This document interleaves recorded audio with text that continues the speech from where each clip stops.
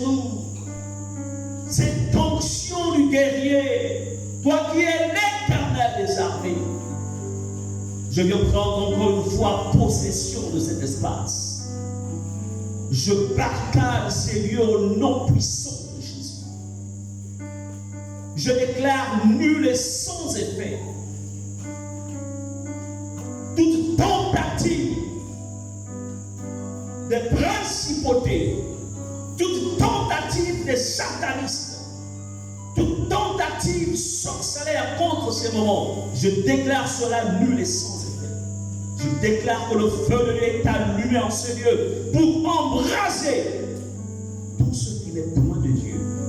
Saint-Esprit, voici, Seigneur, tes enfants qui sont à ton décor. Viens et sème la sémence dont ils ont besoin afin d'être énergisés par ta puissance. C'est dans le nom de Jésus que nous te prions et nous disons Amen. Amen. Alléluia. Gloire à Dieu, gloire à Dieu, gloire à Dieu. Alors, le thème de ce séminaire, comme l'annonçait donc le fondateur, le leader de ce ministère, l'apôtre Bakita, qui s'intitule « De l'incubation des guerriers à la victoire ». L'incubation des guerriers à la victoire. En fait, il est question de donner une forme. Quel thème? C'est un thème qui va faire mal aux puissances des ténèbres. Mais c'est aussi un thème au travers duquel Dieu va vous bâtir davantage.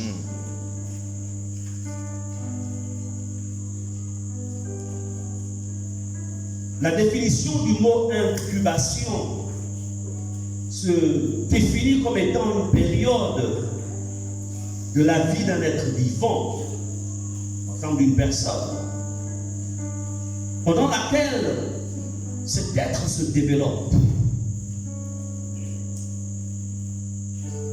Alléluia. Amen.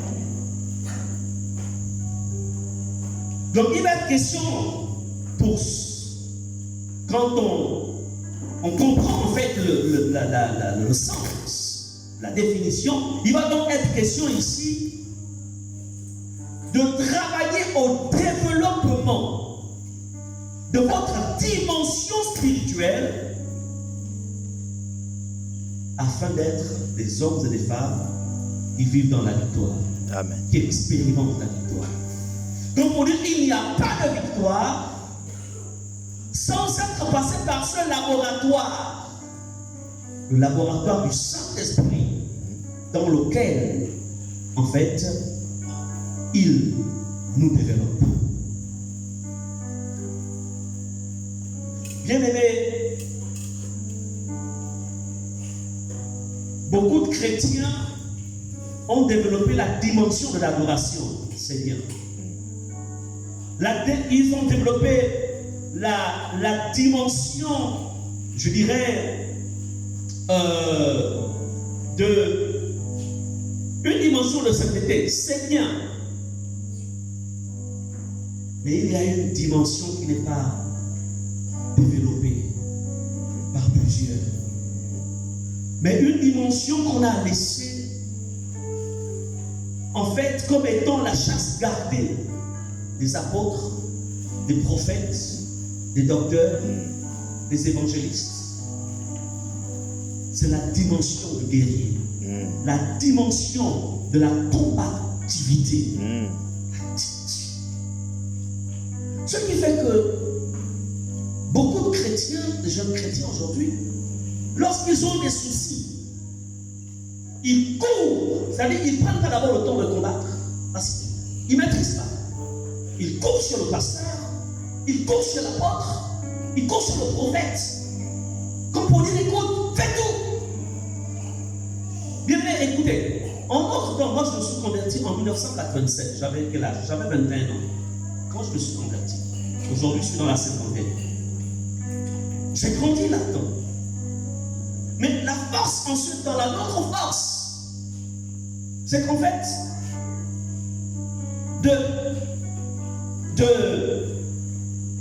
des membres du ministère jusqu'au peuple, tous nous étions des guerriers. Nous connaissions ce qu'on appelle la guerre. Alléluia. Amen. La guerre. Attends. En ce temps-là, il n'était pas facile d'avoir accès au membre du ministère. Mais chaque membre, comme vous l'êtes, était un guerrier. Amen. Amen. Et voilà pourquoi, parce que votre leader, il a souvenance de ces choses. Et il a compris qu'il y a quelque chose qui manque à la génération d'aujourd'hui. La dimension de la guerre. Alors il faudrait, en fait, comme vous dire, réveiller le héros qui sommeille en chacun d'entre vous. Amen. Je voudrais vous dire une chose. Le monde des esprits ne comprend que le langage de la guerre. Ah. Il n'y a pas d'autre langage qu'ils comprennent. Ça fait 34 ans que je suis en Christ. Écoutez, j'ai jamais chuté. Quand j'étais célibataire, jamais je n'ai forniqué. De 1987 jusqu'en 1998, où je m'étais marié, pratiquement 10 ans par là, jamais je suis tombé dans la fornication. De 1988 jusqu'à maintenant, ça fait 23 ans que je suis marié avec mon épouse, bientôt 24. Jamais je suis tombé avec une autre personne. Mais vous pensez que c'est la sainteté qui me maintient seulement? Vous pensez que c'est la louange? Ah non, c'est la guerre. Ah. Parce que quand les esprits de sirène se présentent, quand les esprits de séduction se présentent, je dis viens, on va se battre, toi et moi. Et c'est moi qui triomphe toujours. Pourquoi? Parce que je connais l'art de la guerre. Est-ce que vous comprenez cela? J'ai dit au diable, tu sais, toi, tu as été chassé du ciel, mais tu ne m'empêcheras pas d'entrer au ciel. Ce ciel que toi, tu connais si bien, moi aussi, je dois le connaître et y rester à jamais. Mais ça, il faut connaître la guerre. Regardez la génération d'aujourd'hui. Facilement, les gens tombent dans le péché, fornication, adultère, mensonge. D'autres viennent à l'église, continuent toujours en fait dans la vie qu'elles devaient laisser. Mais ce n'est pas que les gens n'aiment pas Dieu, mais il y a quelque chose qu'elles ont oublié. Il y a quelque chose qu'elles ont oublié. C'est pourquoi ce message, ce thème, vous fera beaucoup de bien. Parce que je parlerai plus avec l'expérience et non juste avec des choses qu'on a peut-être apprises à l'école. Non, mais l'expérience. Amen. L'incubation des guerriers à la vie. De l'incubation des guerriers à la victoire. Pour mieux comprendre en fait le pourquoi de ce thème, il faudrait peut-être d'abord saisir, comprendre la situation du moment. Pourquoi une incubation des guerriers? Pourquoi? Pourquoi susciter une génération de guerriers? Parce que la guerre, ça ne se passe pas, en fait, dans la dimension du royaume de Dieu. Non. Quand on parle de guerrier, parce que le monde spirituel, en fait, est divisé en deux parties. Il y a le monde spirituel divin et il y a le monde spirituel occulte, le monde spirituel ténébreux. Le monde spirituel divin est géré par le Père, le Fils et le Saint-Esprit, qui n'est qu'un seul Dieu. Le monde spirituel satanique est géré par Lucifer, avec toute une organisation. Donc lorsqu'on parle ici d'une incubation des guerriers, ce ne sont pas des hommes et des femmes qui vont en fait se tenir, qui vont rentrer dans le royaume de Dieu pour adorer. Non, il est question en fait d'explorer d'autres sphères spirituelles. Se tenir dans une autre dimension qui n'a rien à voir avec la dimension de Dieu. Parce que le combat spirituel ne se mène pas dans le royaume de Dieu. Là-bas, tout est paix. Le combat spirituel se mène dans les sphères des ténèbres. Donc, il va être question d'avoir un équipement qui te permet de rentrer dans cette dimension et d'arracher ce qui t'a été volé. Ou d'arracher ce qui est en train d'être volé dans la vie de quelqu'un. Est-ce que vous comprenez cela? Vous savez, le christianisme, il y a beaucoup en fait qui ont pris le christianisme comme une religion. Ils viennent venir chanter le cantique, etc. Et puis lire la Bible. Et puis, non. Nous sommes. En fait, c'est une science, le christianisme. Ouais. C'est pourquoi Jésus, on l'appelait rabbi maître. Rabbi maître, c'est quelqu'un en fait qui maîtrisait en fait la science théologique. Qui maîtrisait en fait toutes les sphères, tous les domaines de la création et des créatures, visibles et invisibles. Et il a formé. Alléluia. On l'appelle rabbi. Bien aimé. Pourquoi faut-il une incubation des guerriers? Je vais développer ce soir en fait un sous-thème pour que vous compreniez pourquoi en fait, parce que vous ne comprendrez pas pourquoi il faut, comment dirais-je, vous ne comprenez pas pourquoi on doit faire de moi un guerrier si vous ne réalisez pas le mal qui se fait dans le monde des esprits contre les âmes innocentes, même contre vous, contre toi-même qui est là. Il y a une rage qui anime souvent quelqu'un lorsqu'il se rend compte que quelqu'un de plus âgé est en train de battre un enfant, par exemple, de 5 ans. C'est-à-dire que même si ce n'est pas son enfant, il dira: tu m'arrêtes ça. Est-ce que vous êtes d'accord? Parce que, prenons l'exemple d'un enfant de 18 ans qui bat un enfant de 5 ans avec des coups de poing, même s'il n'est pas ton fils, tu diras: tu m'arrêtes ça ou je te rentre dedans. Pourquoi? Parce que c'est un combat illégal.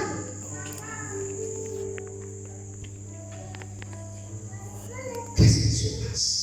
Je vais vous parler de l'existence des lois. C'est un sous-thème. L'existence des lois sorcières dans les familles, dans les quartiers, dans les villes. Comment en fait la sorcellerie opère, même dans les vies des chrétiens. Et pourquoi il faut être un guerrier pour changer la donne.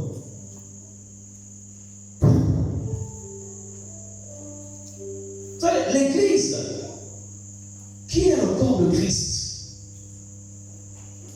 Parce que quand on parle de l'Église, c'est nous l'Église, c'est nous l'Église. Nous sommes membres du corps de Christ. Dieu en fait a deux armées. Il a l'armée angélique, les anges, qui opèrent dans le monde invisible. Et il a l'Église, nous, qui sommes aussi une armée, mais qui opère dans la dimension physique. Donc les anges opèrent dans la dimension de l'invisible, l'Église opère dans la dimension physique, mais toujours en coopération avec les anges. Ce n'est pas nous qui les faisons déplacer, non, mais Dieu lui-même, il sait comment ça se passe. Lorsque sur la terre on mène le combat, il sait les mouvements qui se passent dans les sphères invisibles. Donc tu dois te considérer et tu dois comprendre que tu n'es pas n'importe qui. Tu es une arme entre les mains de Dieu. Mais si tu ne comprends pas en fait cette réalité, tu auras du mal à être utilisé. Amen.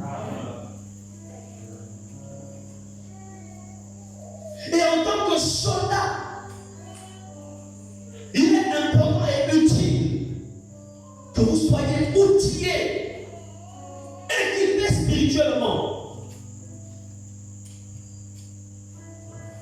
afin d'être capable de relever les multiples défis qu'il y a dans l'Église. Afin de pouvoir relever des infiltrations, parce que je peux vous dire une chose, il y a beaucoup d'infiltrations dans nos églises de réveil. Même ici, à Ouana, dans notre église de Smith. Il y a des infiltrés, des agents du diable, des agents des ténèbres, qui viennent et qui sont là, qui sont revêtus en peau d'agneau, mais à l'intérieur, ils sont là, c'est pour déstabiliser, ils sont là, c'est pour détruire. Et ils ne cherchent qu'une chose, être capable de monter jusqu'à avoir la confiance des leaders ici. Et une fois ils arrivent à se tenir ici, quand ils donnent un message, ils sont entrés dans le vide de l'église. C'est pourquoi une incubation des guerriers demeure nécessaire. Alléluia. Bien-aimés, l'existence des lois. Comment les lois sorcellaires bloquent les vies? Comment les lois provenant du monde des ténèbres bloquent les destinées, stoppent les étoiles? Oh Jesus. Apporte la question. J'étais quelque part. Quelqu'un qui a fait ses études, plus de 7 ans d'études à l'étranger, les parents ont investi. C'est-à-dire que quand tu entends parler, c'est un intellectuel. Il est rentré avec des grands diplômes. Mais dès qu'il est rentré, il n'a pas encore trouvé du boulot. En même temps, ses collègues, aujourd'hui, sont stables. À chaque fois qu'il va déposer son CV dans une entreprise, on lui dit, en fait, on t'appellera des chamans de la République.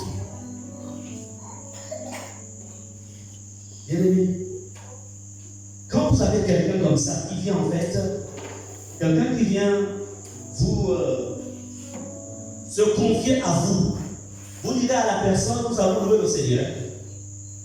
Quand quelqu'un dit que je suis allé partout, en fait, je n'arrive pas à trouver du travail. Tu vas dire, louons le Seigneur.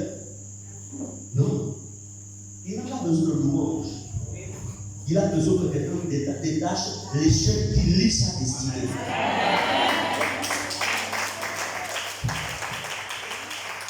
Alléluia. Mais comment pourras-tu être capable de délier quelqu'un si tu ne sais pas en fait comment ça se passe? C'est pourquoi l'incubation est bien. Matthieu 10, verset 34. Écoutez ce que notre maître Jésus dit. Matthieu 10, 34 et 36. Il dit, ne croyez pas que je sois venu apporter la paix sur la terre. Comme pour dire, ne croyez pas que je suis venu apporter la paix dans les familles. Je ne suis pas venu apporter la paix dans vos villages. Je ne suis pas venu apporter la paix dans vos nations. Je suis venu, par contre, apporter, il dit, mais je suis apporter l'épée. Pas la paix, mais l'épée. Comme pour dire, je suis venu susciter une génération qui connaîtra l'art de la guerre et qui combattra les ténèbres. C'est pourquoi de génération en génération, il y aura guerre contre Amalek. Une préfiguration des ténèbres, une préfiguration de la sorcellerie, une préfiguration du satanisme. Préfiguration. Il y aura guerre. Et il dit au verset 36, et l'homme aura pour ennemi les gens de sa maison. C'est-à-dire ceux de ta maison qui ont fait alliance avec la sorcellerie ont décidé d'être des ennemis. Alors, il faut connaître comment ça se passe. Alléluia. Avant, je ne peux pas exercer à ça. Comme début. Comme je le disais dans mon témoignage, cela c'est pour que vous compreniez pourquoi il faut en fait être un guerrier. Quand je m'étais converti, les tout premiers mois tout allait bien. Et puis des mois plus tard, il arrivait que quand je dors comme moi, je me vois en train de m'unir sexuellement avec une femme. Et puis, quand tu te réveilles le matin, tu te rends compte comme si vraiment tu as été avec une femme. Ça, à l'époque, c'était compliqué. Dès que tu fais une introspection, tu proclames même le jeûne. Il faut que tu saches par où le diable, j'ai combatté qui, où est-ce que j'ai péché. Tu cherches, tu m'obtiens à régler le problème, tu commences tous les péchés. Mais ce qui était bizarre, c'est que c'était cyclique, me semble que je ne m'en rends compte. Je vais sur ma CDD, je disais la parole, j'étais un homme de jeûne et de prière. J'étais déjà pasteur. Le diable, il ne craint pas les titres. Il ne craint pas ça. Il ne craint pas ça. Mais tant que j'étais ignorant, il pouvait venir me perturber. Le temps que j'ai raisonné un peu comme si on appris à l'école, voilà, bon, comme ça fait longtemps que bon, tu n'es pas en relation avec une femme, c'est normal, le corps doit se libérer, etc. Donc je réfléchissais scientifiquement en même temps. Parce que quand je m'examinais, je me suis dit, non, peut-être que je ne vais pas vous choquer, mais je peux vous parler pour que vous compreniez l'importance de la guerre. Pourquoi l'art de la guerre? Bon, il y a toujours été que c'est vrai que l'ennemi voulait toujours battre mon arrière, mais il n'avait pas réussi. Je me marie. Quand tu te maries, bon, tu vis normalement ta sexualité. Tu maries. Mais ça va toujours. Ça va. Comment ça? C'est pas normal. Là, c'est même plus simple que feu d'aller. Je n'ai pas combattu qui que ce soit. Mais c'est qui cette femme-là qui vient dans mes rêves et qui s'accouple à moi? Pasteur dans mon état, grand prêcheur, chassant les démons des autres. Le diable, c'est un bandit. C'est pourquoi il faut le combattre. Ensuite, il y a le temps de la connaissance. Parce qu'il y a toujours un temps. Là où en fait, il y a toujours un temps. Où Dieu te sort de l'ignorance pour t'apporter la connaissance.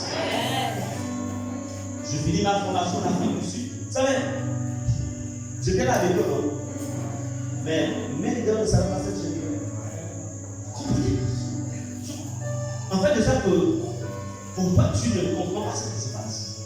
Mais quand tu prêches l'onction, les gens tombent boum. Les gens viennent parce que j'ai été édifié par le message. En tant que j'ai une problème. Je rentre d'Afrique du Sud, j'ai la connaissance qu'il faut, avec le conseil, etc. Voilà. Et là, dans l'un de ces cours, on nous parle des liens générationnels. C'est-à-dire des liens qui proviennent de ce que les parents ont fait depuis certaines générations. Donc j'ai la connaissance. Et je rentre. Donc il y a une succession d'événements. C'est toujours périodiquement bien précis.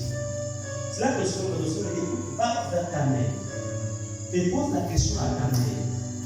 Qui dans la lignée, qui en fait avait fait alliance avec les esprits des cieux, qui avait un esprit en fait qui avait alliance. Parce que dans mon côté paternel, nous sommes liés au fleuve. Vous pouvez. Qui? C'est là que ma mère me relate l'histoire. J'ai l'information. Waouh! Je comprends que au-delà de mon attachement à Dieu, vous savez, le problème de l'autorité, c'est vrai, nous avons l'autorité, mais si tu n'utilises pas l'autorité que Dieu t'a donnée à partir d'un domaine spécifique, ton autorité ne servira à rien. Parce que quand je priais, ensuite quand je disais, esprit impur, esprit de... Tu sors même, mais esprit impur, c'est qui? C'est la reine de la Corse. C'est qui l'esprit impur? C'est un esprit souterrain? C'est qui l'esprit impur? C'est l'esprit qui dans le monde astral? C'est qui? Quand j'ai la connaissance, quand j'ai eu la connaissance qu'il exploitait la porte de la tribu, la porte du nom et la porte du sang. Quand j'ai eu le nom de celui qui avait baptisé, là, j'ai fait le travail sur la porte de vie. Et c'était terminé. Vous comprenez cela? Les rêves dans lesquels je me voyais m'accoupler, c'était terminé. Pourquoi? La guerre. J'ai eu les vrais renseignements, j'ai utilisé l'art de la guerre, et aujourd'hui, je suis stable. Est-ce que vous comprenez cela? Il y a des personnes qui perdurent dans la fornication. Il y a des personnes qui vivent des vies compliquées. Pas parce qu'ils n'aiment pas Dieu, mais parce que tout simplement il y a des détails qui ne maîtrisent pas. C'est pourquoi ces moments ont été suscités pour régler le problème de quelqu'un. Peut-être pas de tout le monde, mais de quelqu'un. Alléluia.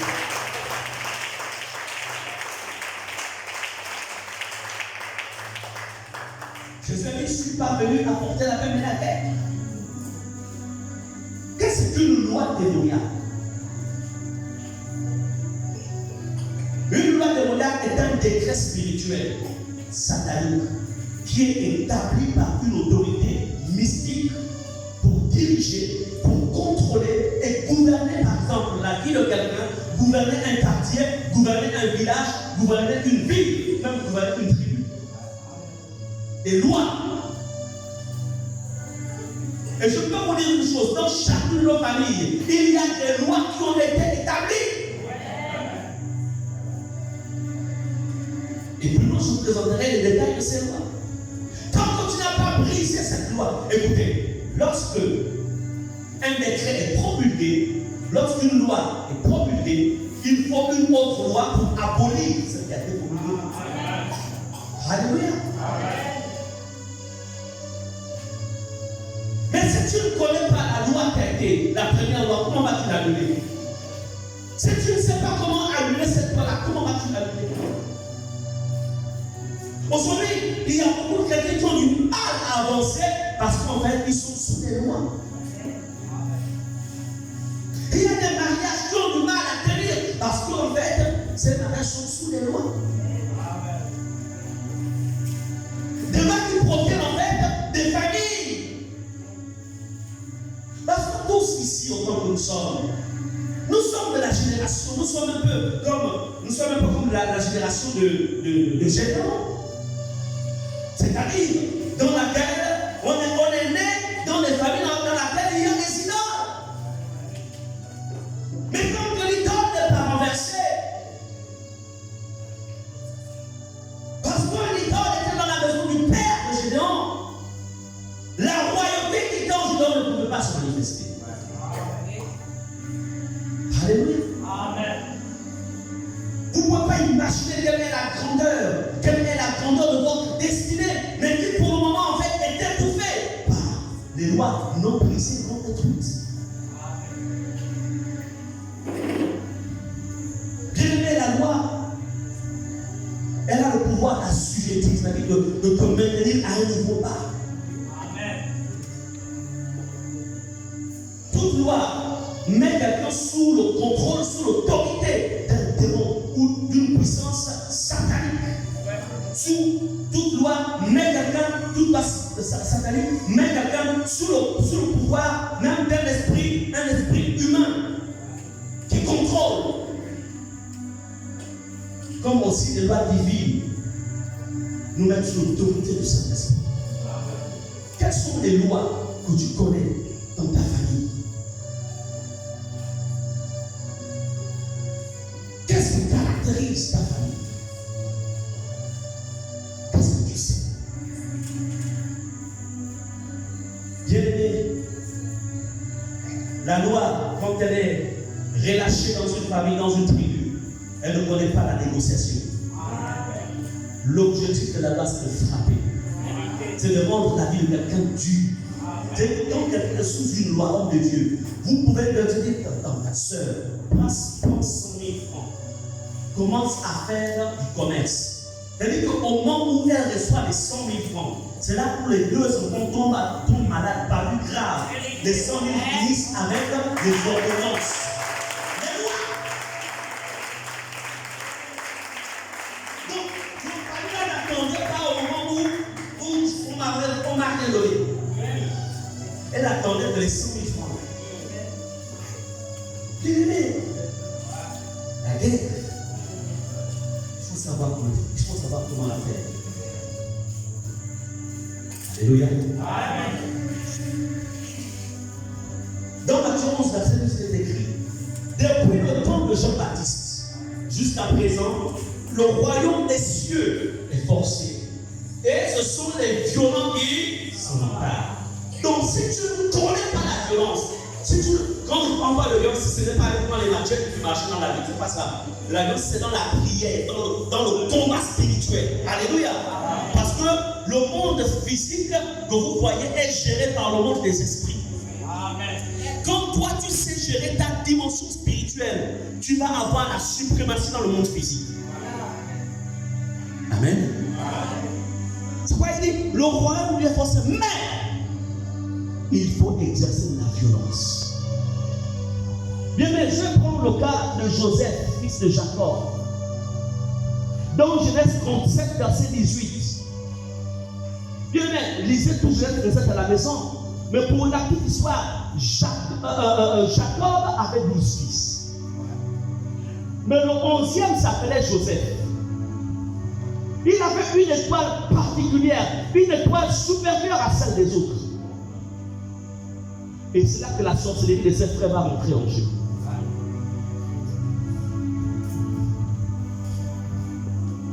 Joseph avait l'étoile de l'élévation et de la royauté. Amen. Les frères vont se rassembler et dire, lui là, il va pas, la destinée que Dieu a préparée pour lui, il voit à travers les rêves là. Lui là, il ne va pas monter. Combien de personnes dans vos familles, combien de personnes même dans la ville, combien de personnes dans vos milieux professionnels ont repéré ce que Dieu a déposé en vous, mais ont décidé de vous bloquer, de bloquer vos enfants, de vous bloquer, parce que tout simplement, ils craignent que tu te réveilles.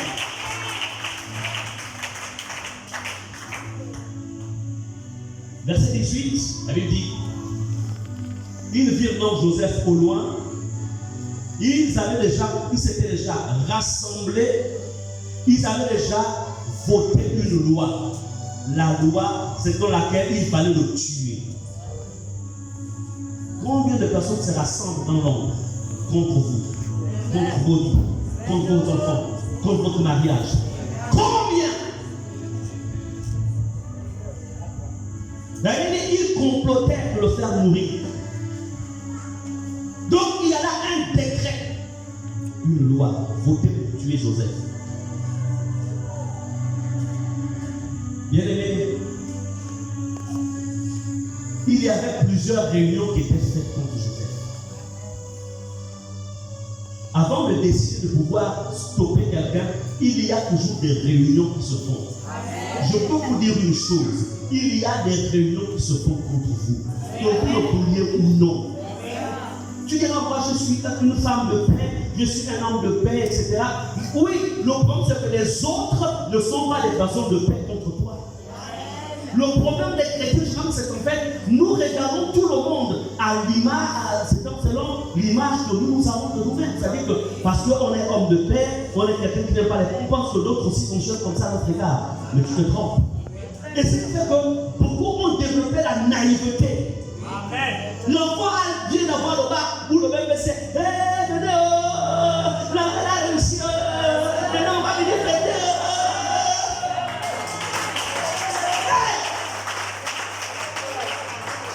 Tu es en train de vendre l'avenir de ton enfant. Tu penses que c'est tout le monde qui est content de voir ton fils avoir le bac, de voir le même PC. Venez, j'attendais longtemps ce moment-là. Et puis, 6 mois après, le fiancé dit, moi je ne veux plus de toi. Le décret a été établi. L'enfant issu de ce ventre-là, tous les enfants ne se marieront pas.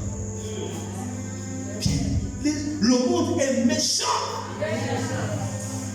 C'est pourquoi il faut fonctionner avec stratégie. Amen. Fonctionner avec stratégie.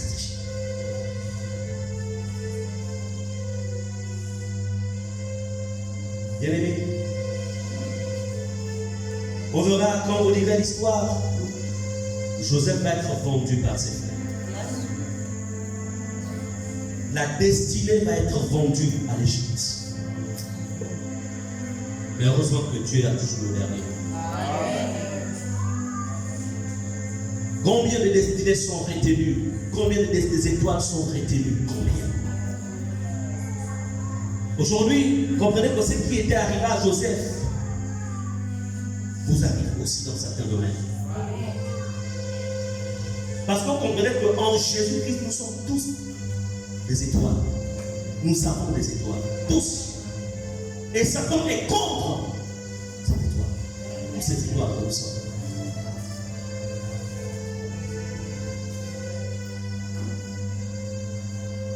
Le problème avec l'étoile, c'est que, voyez-vous, est-ce que vous êtes d'accord que dans cette pièce, il y a le noir dans cette pièce, il y a l'obscurité dans cette pièce?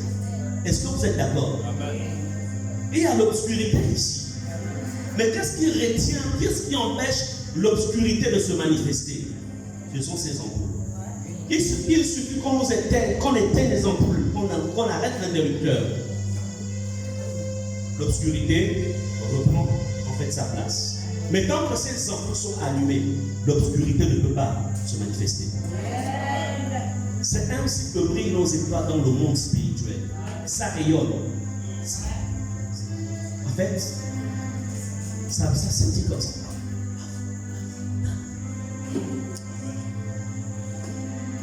C'est pourquoi ça peut être intercepté. Ça peut être vu. L'étoile, donc l'étoile en fait c'est le package que Dieu nous a donné. C'est ce qui nous accompagne pendant toute notre existence terrestre. Dans l'étoile il y a le mariage. Dans l'étoile il y a la réussite scolaire. Dans l'étoile il y a la santé parfaite. Dans l'étoile il y a la longue vie. Dans l'étoile il y a tout à l'intérieur. C'est un peu comme le portable. Dans le portable on a la calculatrice. Dans le portable, on a le téléphone. Dans le portable, on a le GPS. En fait, on a tout à l'intérieur. Mais c'est concentré dans cet appareil. Alléluia. Amen. Et qu'est-ce que ils font? Écoutez, le GPS, si on te retire au téléphone, est-ce que tu auras encore la calculatrice à ta portée? Non. Tu auras encore la capacité de téléphoner? Non. Dans le téléphone, ils ont même mis l'ordinateur à l'intérieur. Parce qu'à l'époque, c'était des gros ordinateurs. Ils ont tout réduit, ils ont mis à l'intérieur. Bien-aimés, comprenez que les sorciers dans les familles voient loin. Et quand ils voient, ils décrètent. Même pendant que l'enfant est dans le sein et dans le ventre, ils voient une étoile.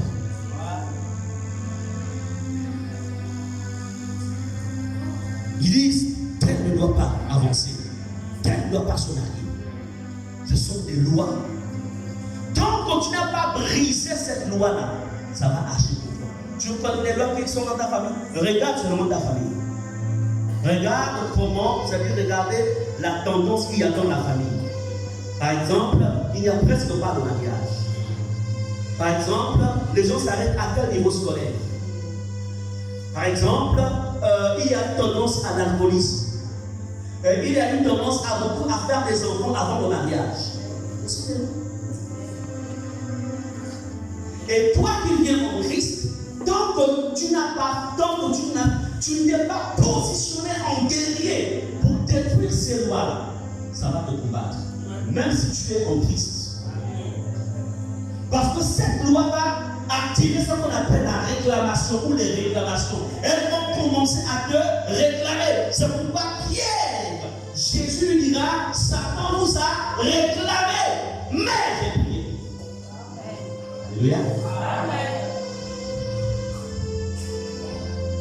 Voilà pourquoi il faut une incubation des guerriers pour sauver nos familles. D'abord pour sauver vos propres vies, sauver vos familles, sauver vos villages, sauver même la vie. Il faut être dynamisé, formé. Alors on va voir quelques ordonnances diaboliques établies dans les familles, quelques lois que beaucoup de chrétiens ne connaissent pas. Certains parfois interprètent des situations comme étant normales alors que ce sont des lois. Parce que quand tu te lèves, quand tu comprends l'intérêt de ce programme, il faudrait que tu saches exactement ce qui se passe. Amen. Et d'abord, dans les familles, il y a la loi de l'instabilité. Ce n'est pas la loi de l'instabilité. C'est une loi qui t'empêche d'être stable. Elle se manifeste en fait par l'incapacité à quitter la maison familiale. C'est-à-dire que tu as 40 ans, tu es touché les parents. Tu as 30 ans, tu es chez les parents. Tu as même 50 ans, tu es dans le terrain familial. Tu fais même les enfants là. Maintenant, quand les parents vieillissent, tu attends seulement qu'ils meurent. Tu te demandes s'ils peuvent mourir. Comme ça, je prends l'héritage. Alors qu'en vérité, lorsque quelqu'un n'est pas sous une loi de l'instabilité, à un certain âge, il y a quelque chose qui te dit en fait, sors de la maison familiale, va fonder ta propre famille. Ou commence ta propre vie. Quand vous voyez quelqu'un qui, c'est-à-dire, il est né là, dans le terrain familial, il est en train de vieillir ou elle est en train de vieillir là, elle est sous une loi. Ce n'est pas normal. Et si tu ne combats pas, la seule chose que tu vois, c'est que dans le terrain familial, tu auras un petit coin là-bas où tu vas mettre juste un ou deux champs et tu vas commencer à combattre. Même le propriétaire du terrain, parce que quand tu es chez ton papa, je dis à mon fils, je dis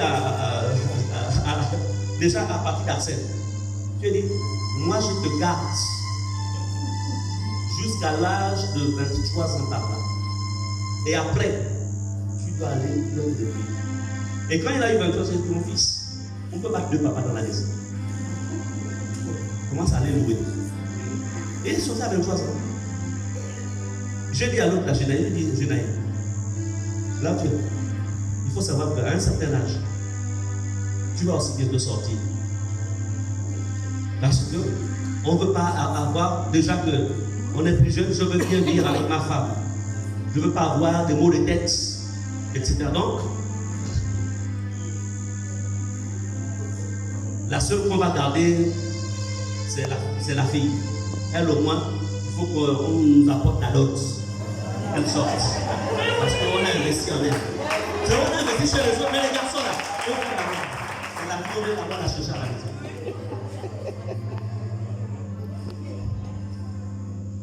En fait, qu'est-ce que je... Vous n'aimez pas ça. Pourquoi vous fonctionnez comme ça? C'est pour emmener en fait l'enfant à comprendre que chez papa et maman, ce n'est pas chez moi. En fait, il est locataire chez nous. La chambre qu'ils ont là, c'est ma maison, et à moi et ma femme. Donc à un certain âge, ils doivent sortir. Donc si maintenant tu penses que tu es chez toi, tu es trompé. Ça veut dire que tu es sous une loi.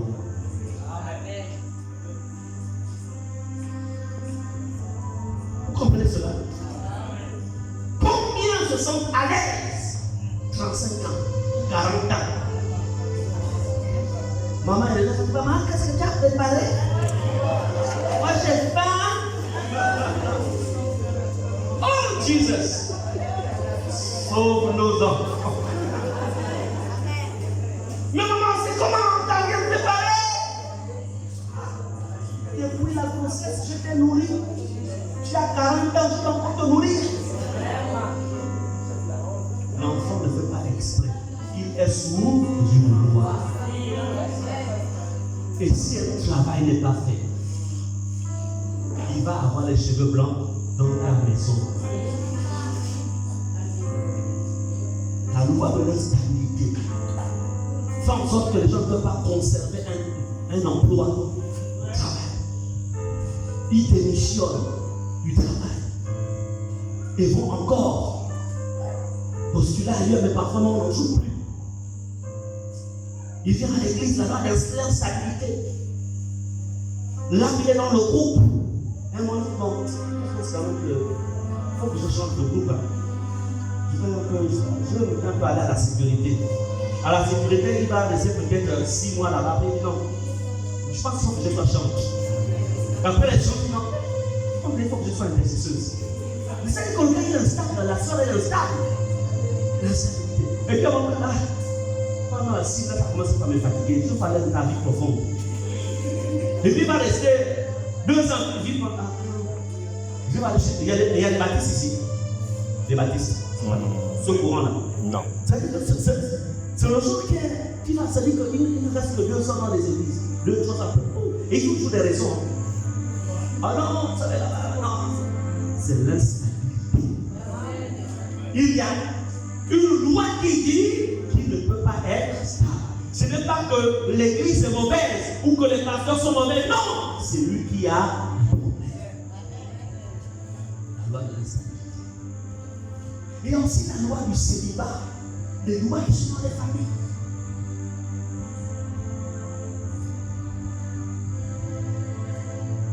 C'est-à-dire que quand quelqu'un est dans la loi de l'instabilité, la loi du célibat, il n'a pas le désir de se marier. On lui a enlevé ça en fait.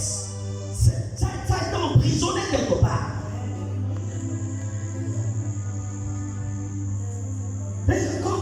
Quand tu lui parles, il dit, mais à quoi ça me sert le mariage? Ça me sert à rien. Quand je vois, c'est-à-dire que lui, il joue par comparaison. Quand je vois X, ça ne me donne même pas le goût de me marier. Attends, c'est ton histoire. Son histoire est ton histoire. S'il a raté, est-ce que ça veut dire que tu vas aussi rater? Alors moi vraiment, et le problème c'est que plus tard, tu vois souvent, la personne disparaît de l'église. Tu la croises dans les rues. C'est comment? Donc la loi plutôt du célibat fait en sorte que la personne n'a pas l'envie de se marier. Et comme beaucoup aiment bien prendre l'exemple de l'apôtre Paul, il dira, en fait, je pense que Dieu m'a appelé au célibat. Mais la vérité, c'est que quand vous avez remarqué bien ça, le gars se masturbe à des moments. Non, il faut parler la vérité. Oui. Mais l'apôtre Paul ne s'est jamais masturbé. C'est le gars qui, dans le quartier commun, ou la seule qui, dans les quartiers, fait des choses pas très simples. On a bloqué, en fait, l'étoile du mariage. Lorsque la loi du célibat est là, parfois, c'est le genre quand ils entrent, la personne peut rentrer dans le mariage, mais il ne va pas y avoir le bonheur dans le mariage.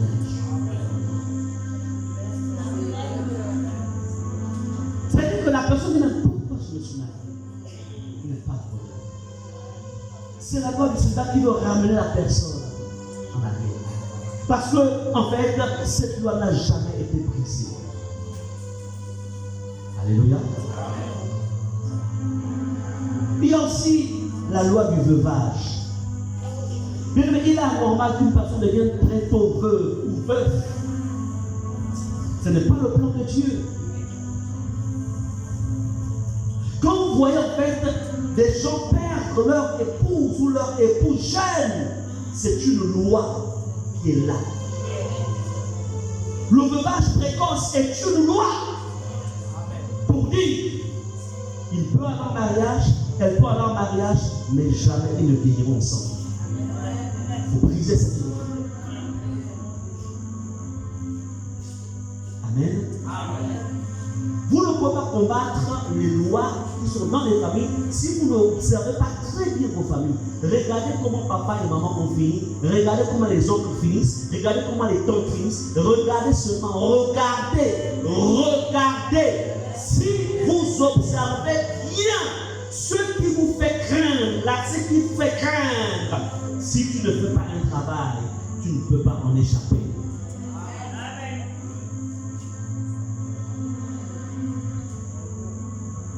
Bien-aimé, il y a aussi la loi de la stérilité. Ces choses que je vous dis là, ce sont des choses qui sont là.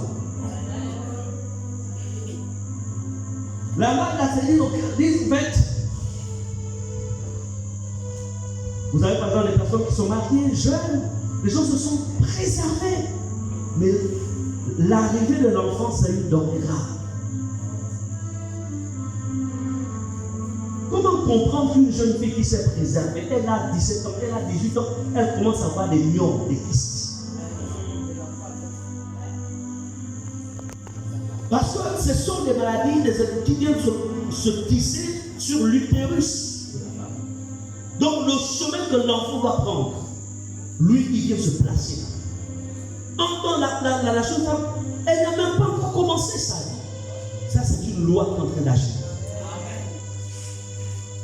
Et quand elle se mariera, ça va empêcher, en fait, la fécondité. La loi de la stérilité plutôt. Il y a des myomes, il y a des fibromes, il y a des kystes ovariens. En fait, qui sont là, envoyés par les puissances des ténèbres pour empêcher la femme d'être stérile.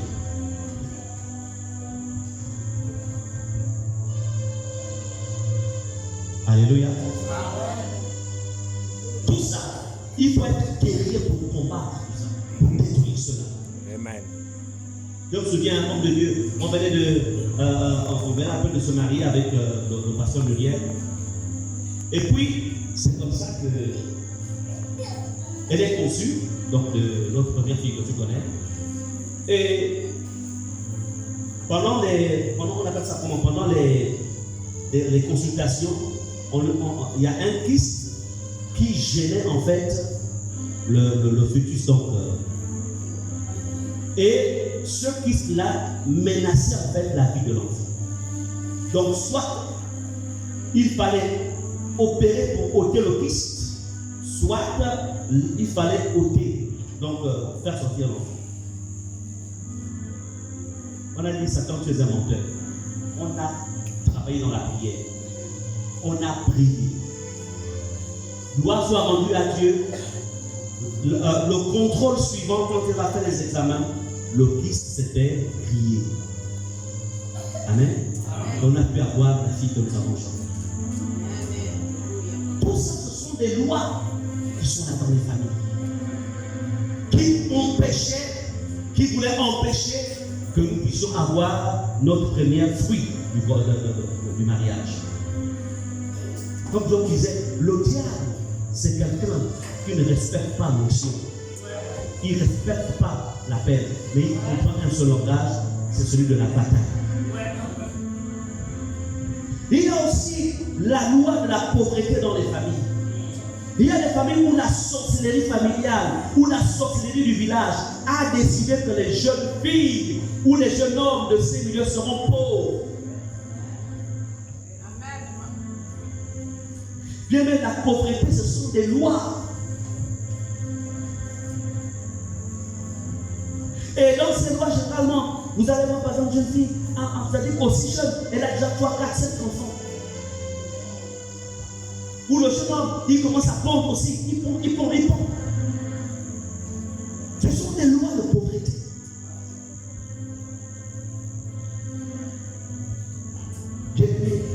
Parfois ils disent, il peut avoir le baccalauréat, mais il ne fera jamais des études supérieures. Et tu ne sais pas pourquoi l'enfant, quand il arrive à un certain niveau d'études, il n'a plus l'envie d'aller à l'école. Il dit, papa, moi je préfère travailler. Mais tu n'as pas le niveau, oui, mais ça me fatigue, l'école me fatigue. Pourquoi subitement il refuse de continuer l'école? Il est manipulé dans le monde des esprits. Son cerveau est manipulé. Il y a des puissances sataniques qui travaillent pour que ton enfant n'avance pas. Et ça, il faut détruire cela.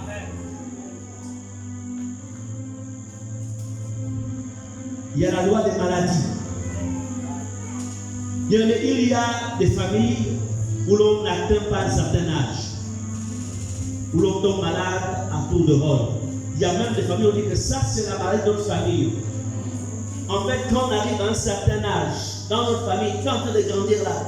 Mais il faut savoir que quand tu vas commencer à arriver à 50 ans, ou même à partir même de 40 ans, voilà comment tu vas commencer. Donc ça, c'est dans la famille comme ça. On ne pense pas que tu vas échapper. C'est-à-dire qu'on prépare déjà la psychologie de l'enfant, de la personne à accepter la maladie. Vous comprenez cela? Quelles sont les maladies que vous voyez à un certain qui touche les gens à un certain âge dans la famille? Attention, prostate, dans l'autre encore, la même maladie là, diabète, c'est comme ça. Attention, quand tu sais qu'il y a le diabète dans la famille, tu combats ça au nom, puis tu ne vas pas me toucher ni toucher ma génération, ma descendance, au nom de Jésus. Tu ne vas pas entrer.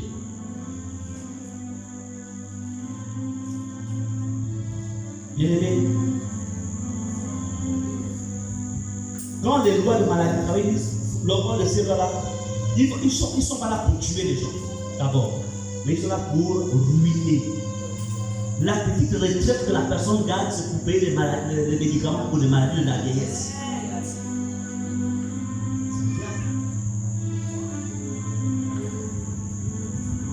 Quand il n'y a pas l'argent, la personne, la maladie ne se réveille pas. Mais il suffit qu'elle ait touché sa retraite, c'est là que ça commence à se réveiller. Spirituel. C'est pourquoi il faut une armée de guerriers. Bien aimé, la loi du chômage. On te laisse étudier, on te laisse aller à l'étranger, on te laisse avoir tes diplômes, mais tu ne vas pas avoir un emploi stable. Tu peux faire des dépôts partout, des demandes d'emploi. On te promet qu'on t'appellera, mais on ne t'appelle jamais. Il y a quelqu'un dans le monde des ténèbres qui est assis sur tes dossiers. Assis. Ça, c'est le dossier, ce sont tes diplômes, mais dans le monde parallèle, l'homme fort de la maison est assis. Le sorcier de la famille. Parfois, ils sont cravatés. Mais il est assis. Donc, tu ne l'as pas déplacé. Tu peux tout faire, tu peux jeûner, tu peux prier. Il faut le déplacer. Mais comment le déplacer? Ce sont ces choses-là qu'on va traiter. Bien-aimé, les choses que je vous raconte, ce sont des choses qui ont été expérimentées. Délivrance. Je me souviens, il y a un récent mariage. C'est-à-dire que le cas que tu apôtres, le cas que tu connais là, celui qui est à Médic, que tu connais, on lui fait la délivrance. C'est-à-dire qu'au moins il se prépare à se marier. On le fait passer par le procédé, par l'étape de préparation. On arrive au moment de la délivrance. La voix de son père sort. Et il dit, c'est moi qui bloque son mariage. Et j'avais dit qu'il ne va pas se marier. Toi, tu vas partir. Donc, ça veut dire que si on n'aurait pas exercé la guerre, il n'allait pas se marier. Tu sais que ce mariage, la guerre qu'il y a eu. Son argent de mariage qu'il avait donné à un parent pour dire garde-moi ça, il a tout manqué. Quand la date du mariage arrive, il se rapproche, il va. On dit mais qui t'a dit que tu vas te marier? C'est le besoin à trouver une autre porte. Les lois, non, le diable est méchant. La sorcellerie est méchante. La sorcellerie est méchante. Donc, la manière dont vous voyez vos villages, ce n'est pas parce qu'en fait, moi, je fais comment, je n'ai pas, en fait, je n'ai pas quelqu'un au gouvernement, si moi dans la famille avec quelqu'un qui était haut placé, j'avais quelqu'un. Ce n'est pas ça. C'est pas ça, c'est pas une question d'être haut placé. Ce sont des choses qui ont été faites dans les eaux, dans la forêt, dans les cimetières, qui ont été faites contre vous, contre toi. C'est ce qui est en train d'agir. Et il faut détruire l'homme fort.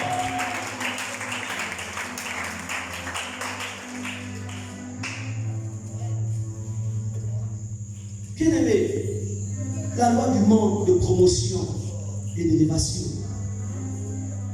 Tu as trouvé le travail, mais tu n'évolues pas normalement. Les personnes que tu as amenées, à qui tu as même appris le métier, ce sont les personnes-là qui montent. Toi, tu es là. Tu te dis, attends, comment on me brime comme ça? Ce n'est pas qu'on te brime. Il y a une loi qui a dit que tu vas marcher, tu vas évoluer comme l'escargot ou comme la tortue. C'est la loi de la tortue et de l'escargot qui agit dans ta vie. C'est un esprit.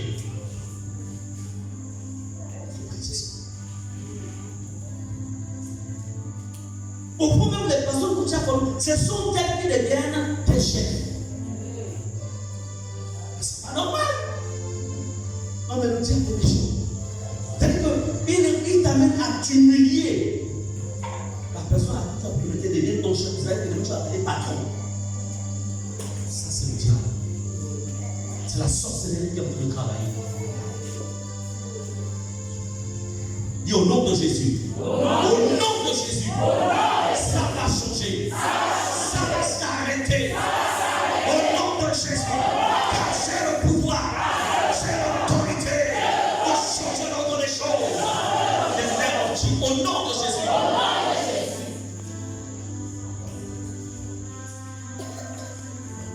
Bien-aimé, il y a la loi de la mort. C'est une loi qui dit que les membres d'une famille, d'un clan ou d'une tribu ne devront jamais atteindre un certain âge. Et quand vous regardez bien ceux qui vous ont précédé dans les temps, remarquez que quand ils commencent à arriver vers peut-être 60 ans, 2 ans, 50 ans, c'est des morts en fait précoces. Les gens ne sont pas rassasiés de nos jours. Alors que dans le plan de Dieu, on doit être rassasié. Tu as même le temps, c'est-à-dire, tu dois même appeler la mort et toute mort. Là maintenant, je suis bien rassasié. Tu rassembles tous tes enfants. Tu leur dis, bon voilà, je m'apprête à partir. Voilà. Mais regardez aujourd'hui, combien sur 10 départs, combien encore le temps de rassembler les leurs et de donner des orientations? Rien. Toujours crise cardiaque, AVC, accident de circulation, etc.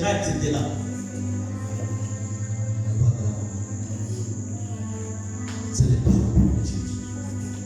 La loi de la mort, tout ce que tu touches meurt. C'est-à-dire que quand tu n'as pas l'argent, tu as des plans d'investissement. Bon, quand je pense qu'il faut que je mette un studio ici. Je vais quand même commencer un petit business.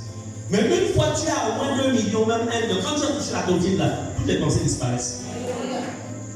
Maintenant, une fois, quand il va rester maintenant 50 000 sur la tontine, c'est là que tu te rappelles, oh, mais je devais commencer le soubassement. Bon, la prochaine tontine, je veux aussi. Et tu fonctionnes comme ça. D'accord, la loi de la mort ne t'amène pas à réaliser quelque chose de consistant.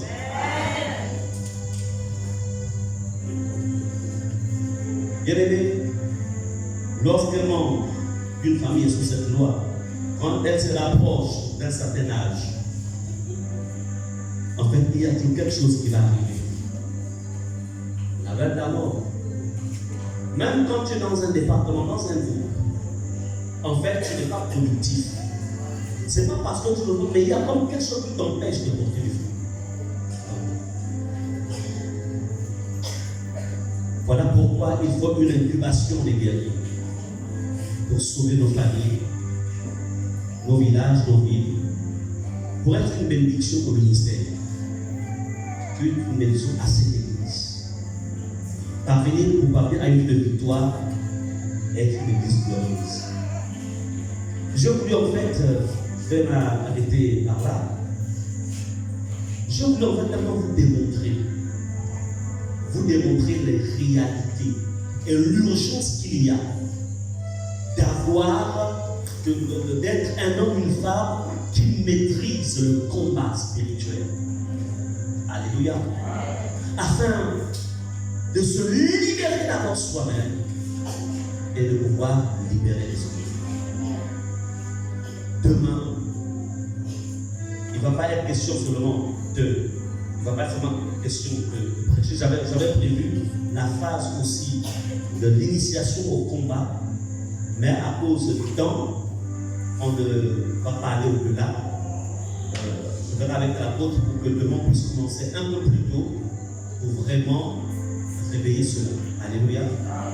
Donc, voici la situation. Nous allons nous lever. On va se lever. On va prier en cœur.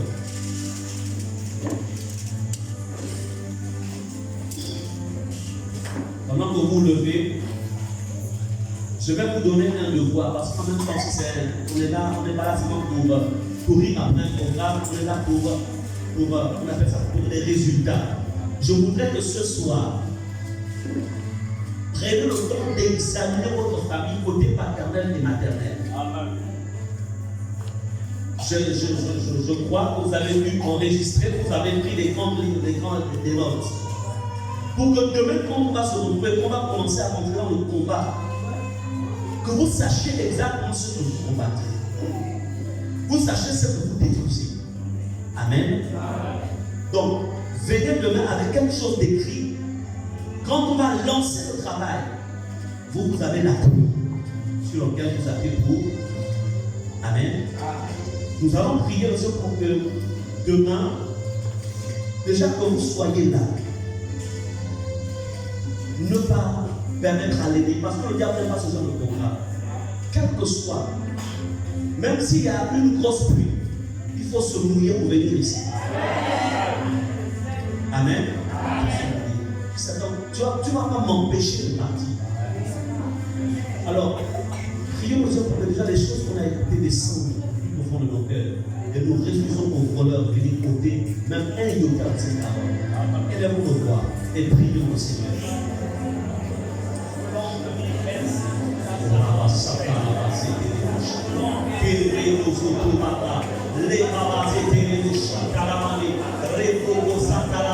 Père, je viens dans le nom puissant de Jésus. Je suis venu relâcher, Seigneur, ta parole. Je suis, Seigneur, venu exiler quelque chose dans les cœurs des enfants. Je suis venu pour réveiller, Seigneur, nos héros du sommeil ou du chagrin. Je suis venu, Seigneur, réveiller, Seigneur, le lion qui dort en eux. Parce que tu es au nom de la tribu de Juda. Et tu as suscité une génération aussi de lions, Seigneur. C'est ces lions qui sont venus révéler pendant ces moments. Oui, Seigneur, c'est pourquoi nous te prions, Seigneur, que chaque élément de la parole qu'elle t'ait relâché ce soir, qu'elle te mette dans les cœurs dans le nom puissant de Jésus. Nous refusons dans le nom de Jésus. Nous refusons au nom de Jésus que la foi volée la vie au cas. Nous refusons, sinon tu les gardes et tu les ramènes de le Seigneur. Tu les protèges au nom puissant de Jésus. Merci Seigneur, parce que nous savons une chose. Tu as mis, Seigneur, en nous demandons ton pouvoir et ta puissance pour changer l'ordre des choses. Seigneur, je sais une chose, ce que les témoignages viennent à l'issue, à la fin de ce programme, des témoignages viennent, oui, pour confirmer que tu les as visités.